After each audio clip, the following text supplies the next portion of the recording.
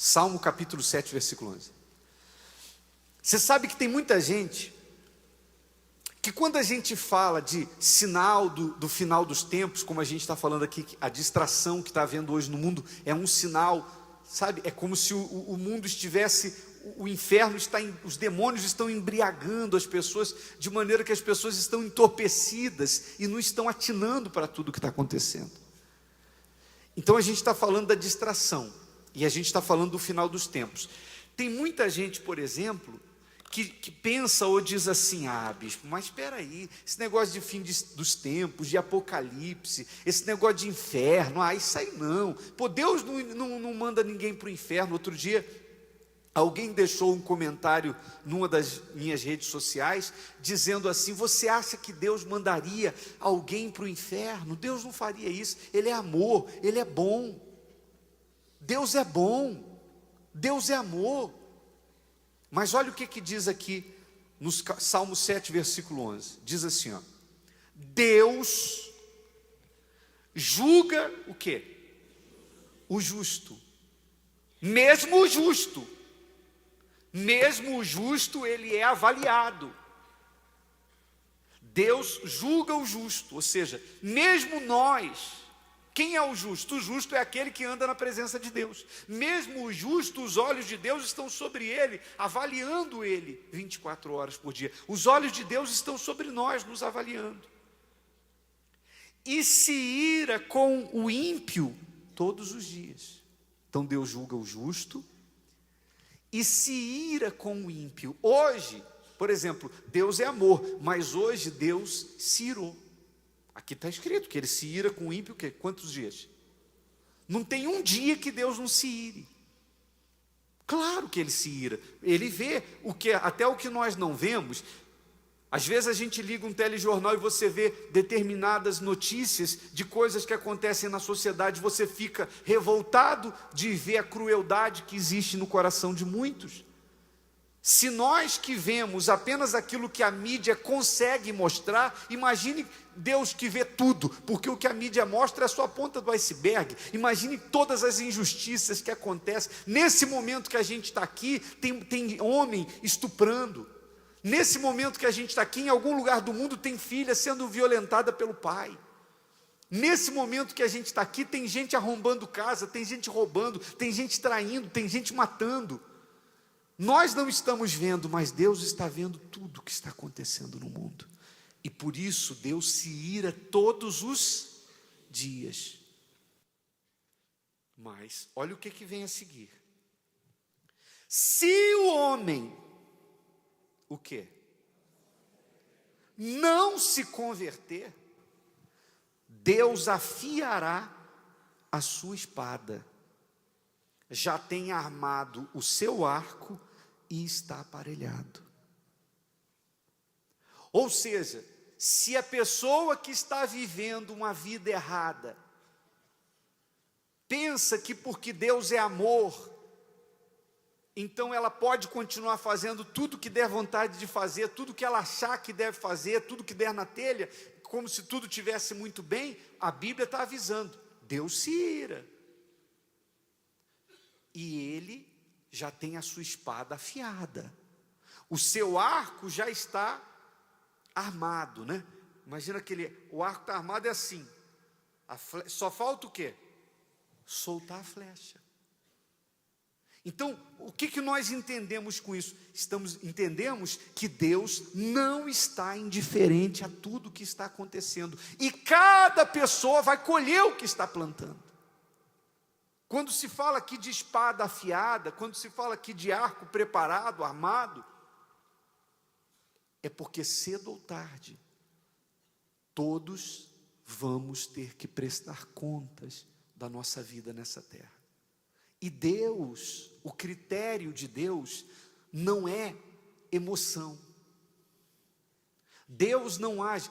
Aliás, o erro de muitas pessoas, não só em relação à salvação, mas também em relação às conquistas do presente, aquilo que se busca de Deus, a solução dos problemas, uma cura, a libertação que a pessoa busca. O erro de muitos é querer tratar as coisas de Deus no emocional. Às vezes a pessoa, por exemplo, quando ela vai falar com Deus, ela tenta ela tenta sensibilizar Deus, ela faz uma cara de coitadinha. Tem gente que tem aquela coisa de comiseração, sabe?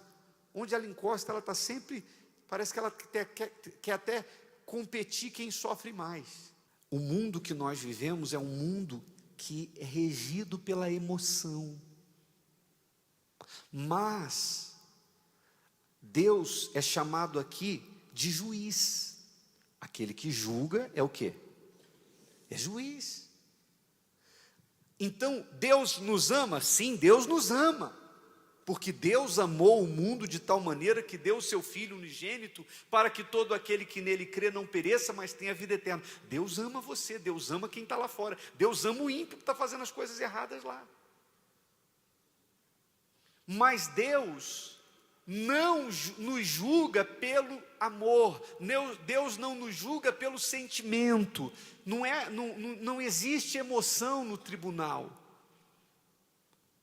Deus nos julga de acordo com a sua palavra.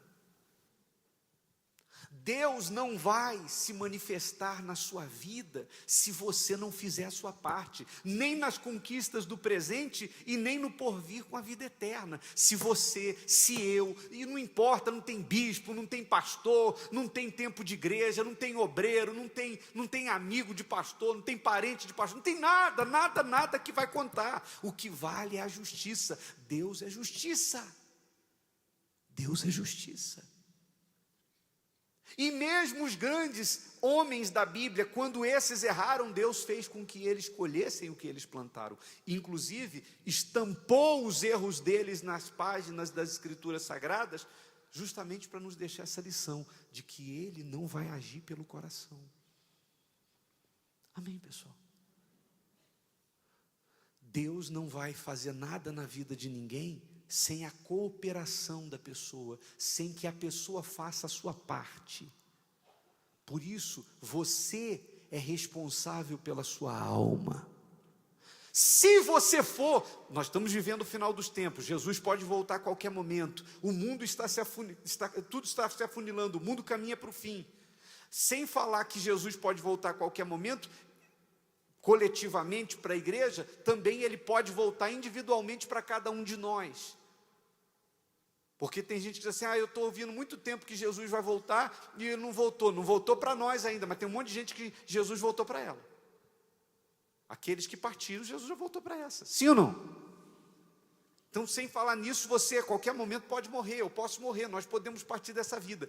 Se nós não estivermos em comunhão com Deus, se não estivermos andando em obediência, não seremos poupados. Nem pelo tempo de igreja, nem por título, nem por seja qualquer outra coisa. Não seremos. Deus não poupou, aliás, a Bíblia diz isso, que Ele não poupou nem a quem? Não, nem os anjos, está escrito. Quando esses abandonaram o seu estado original, foram expulsos dos céus. Deus não poupou nem os anjos quando estes se desviaram. Então, isso significa dizer que você não poupou nem anjo, que dirá nós? Então coloquemos a nossa barba de molho. Você é o responsável. Se você for para o inferno, a culpa é sua, só sua. Nós é que vamos decidir o que vamos ouvir de Deus.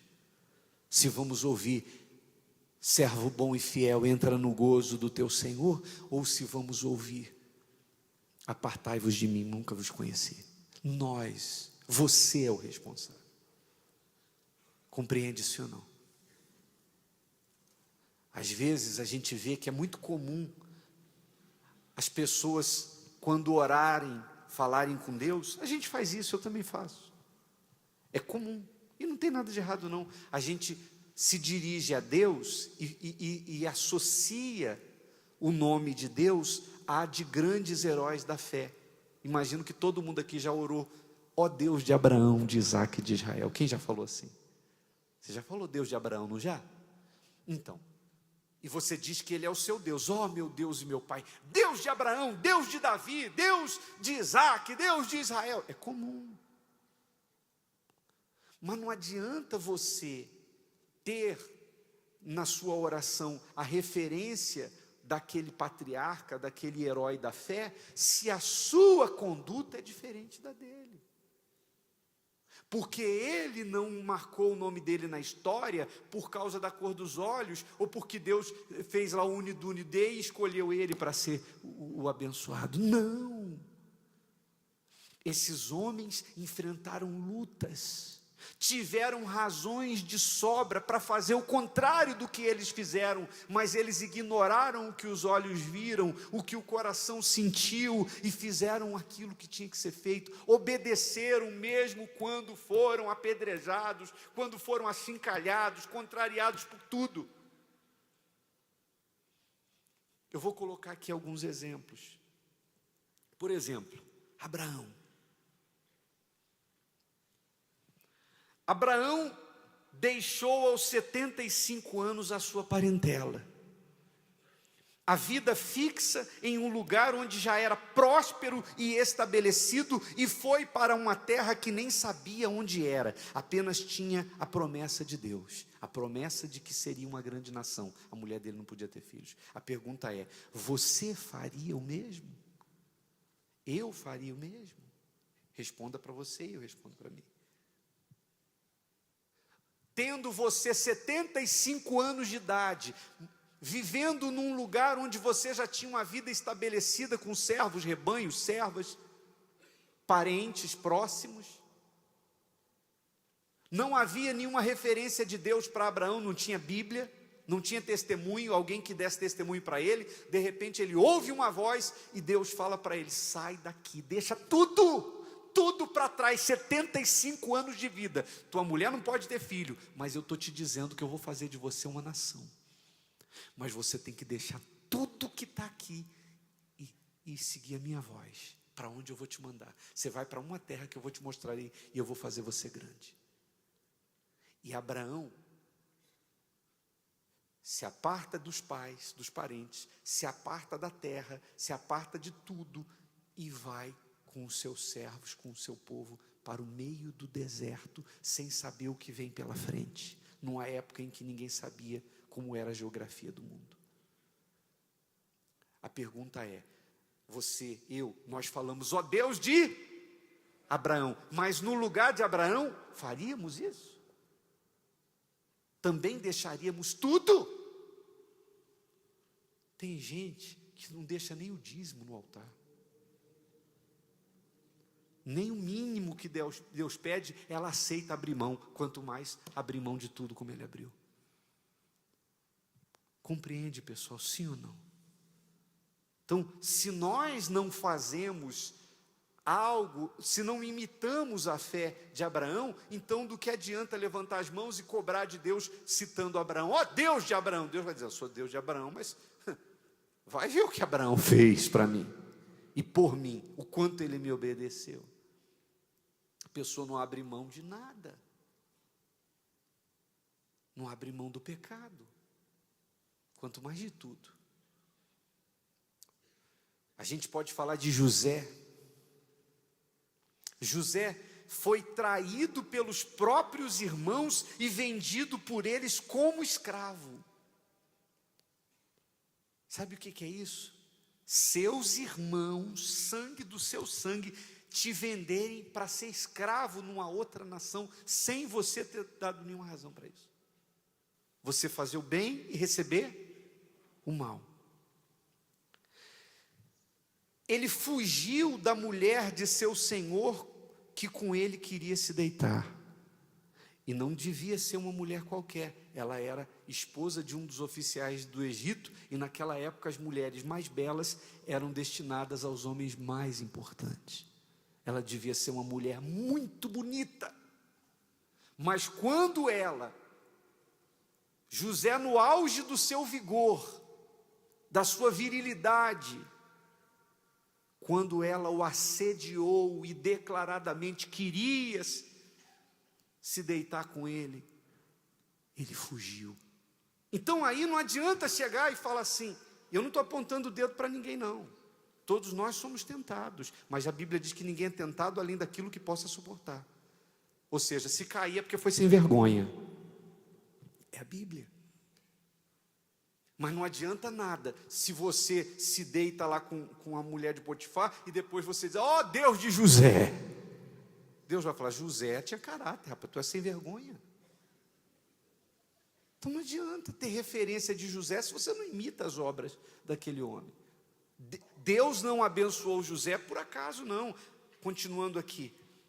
Viveu por anos nessa condição, permaneceu fiel, e quando foi honrado por Deus, ajudou aqueles que lhe fizeram mal.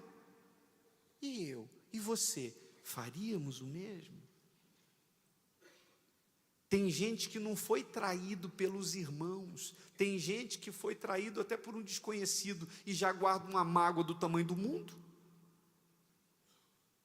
Tem gente que, por motivos muito menores, não perdoa fulano, não fala com ciclano, não perdoa Beltrano, tem uma mágoa do tamanho do mundo.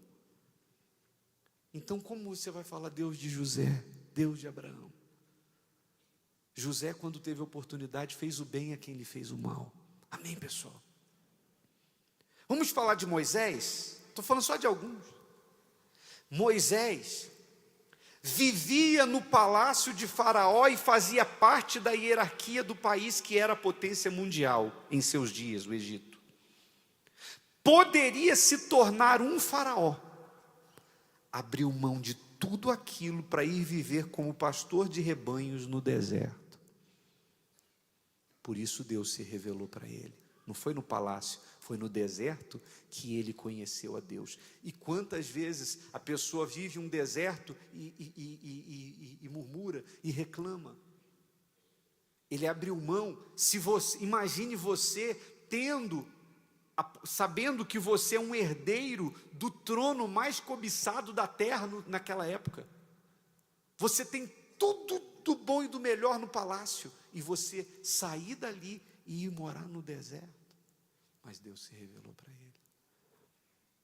Quem não está pronto para descer, não está pronto para saltar mais alto. Amém, pessoal? Então o que a gente vê na vida de Moisés? Renúncia, sacrifício, obediência, abnegação.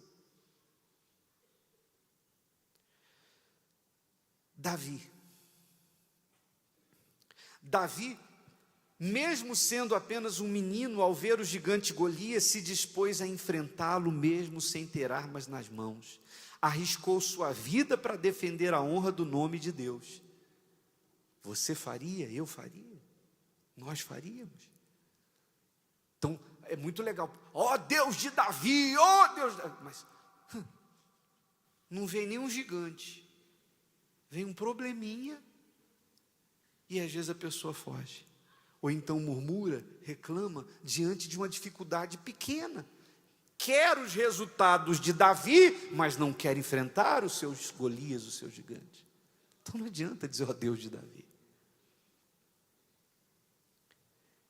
E a gente poderia citar tantos exemplos, de heróis da fé. Eu vou só mais um. Daniel foi tirado de entre os escravos e recebeu direito de comer a comida do rei. Mas para não desagradar a Deus, preferiu se alimentar de legumes e água por 3 anos, porque a comida do rei era apresentada aos ídolos. Ele era escravo na Babilônia, recebeu o direito de comer a mesma comida do rei da Babilônia, que era o homem mais importante do mundo nos seus dias, era como um faraó. Mas ele renunciou à comida do rei, porque sabia que ela era consagrada a ídolos, e ele não queria desagradar a Deus, e optou por ficar 3 anos comendo legumes e bebendo água. É sacrifício, só para não desagradar a Deus, é matar a carne na unha. Quem já fez um jejum aí sabe como é que são essas coisas. E ele fez 3 anos. Quando posto à prova, preferiu entrar numa cova de leões famintos a negar sua fé. Você faria o mesmo? Eu faria o mesmo? Então, quando você olha para a vida dos heróis da fé e vê o fim que eles tiveram, não olhe apenas o fim, observe a caminhada deles, as escolhas que fizeram, as lutas que enfrentaram por sua fé e o quanto obedeceram e permaneceram fiéis. E entenda que o que Deus fez na vida deles foi nada mais do que justiça. Deus foi justo com eles e vai ser conosco. Então, não pense que você vai ser batizado com o Espírito Santo com um chorinho. Não. Se você quiser o Espírito Santo, que não é, sabe, não tem nada, não tem ouro, não tem prata, não tem nada mais valioso no mundo do que você conquistar o batismo com o Espírito Santo. Se você quiser o Espírito Santo, você vai ter que dar toda a sua vida por Ele. Não é só dízimo, não. Deus não quer 10%, Deus quer tudo. Ele quer toda a sua vida. E eu sei que os maliciosos pensam que eu estou falando de dinheiro. Eu estou falando de dinheiro, eu estou falando da entrega das suas vontades. Eu estou falando de vida. É vida por vida. É obediência. Não adianta você, sabe, estar na igreja e dizer, cantar uma música bonita que fala de Jesus, que fala do Espírito Santo, se você não obedece, se você não coloca Jesus em primeiro lugar, se você não se envolve com as coisas de Deus. Tem gente que quer receber o Espírito Santo, nem a Bíblia lê. Se você não tomar uma decisão firme de ser de Deus, você não vai ser salvo. Jesus diz que... Novo Testamento, tem gente que diz, o Novo Testamento facilitou tudo, é graça. Jesus, Novo Testamento diz que o céu é tomado por esforço. E o Novo Testamento fala também que Deus não poupou nem anjos, quanto mais a nós. Então a salvação é para quem se esforça, é para quem coloca Deus em primeiro lugar, é para quem trata as coisas de Deus com seriedade, é para quem é vigilante. Nós estamos vivendo o final dos tempos. Não cochile, não desligue o seu radar. Não brinque com as coisas de Deus. Se Deus falou com você através desta mensagem, compartilhe. Inscreva-se em nosso canal e não esqueça de ativar o sino para ser notificado das próximas postagens.